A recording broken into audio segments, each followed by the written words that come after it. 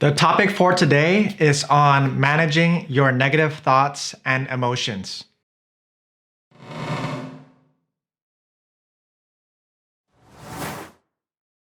So I'm going to start off with a story that you may or may not have heard of, which is the tale of two wolves.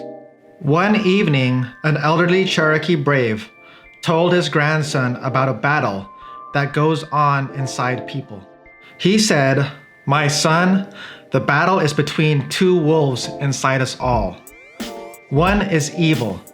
It is anger, envy, jealousy, sorrow, regret, greed, arrogance, self-pity, guilt, resentment, inferiority, lies, false pride, superiority, and ego.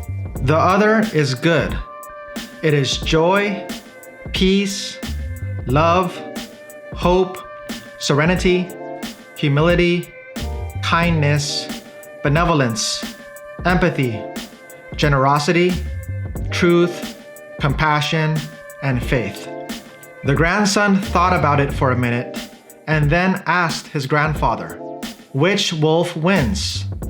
The old Cherokee simply replied, "The one that you feed." My question to you is, which wolf do you find yourself feeding?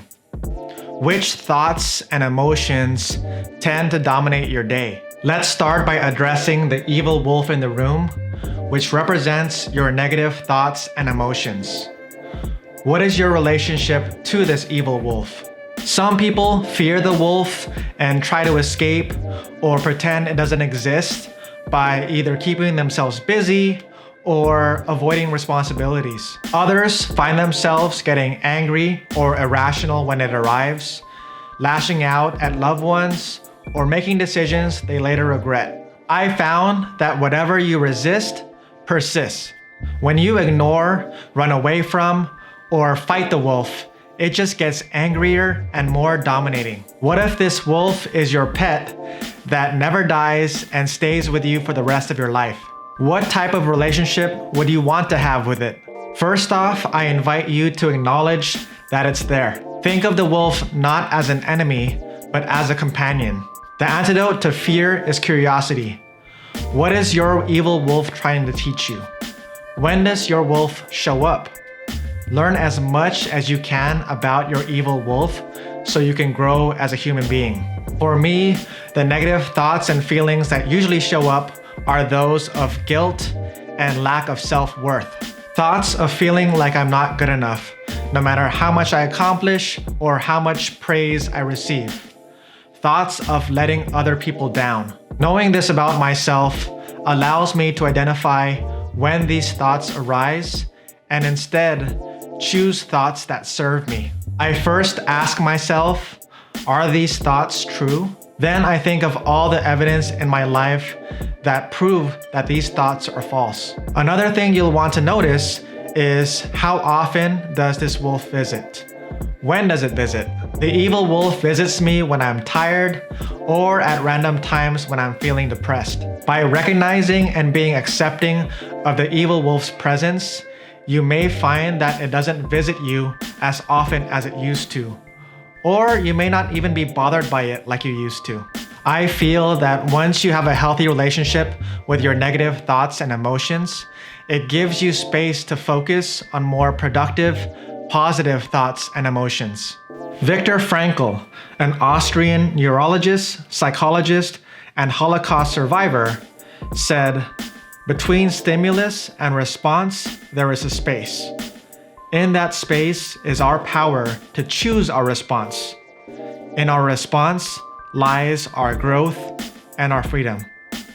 As I go through my days, I try to reflect on ways that I can continue focusing on feeding the good wolf. I ask myself, how can I ensure that I'm in peak shape both mentally and physically?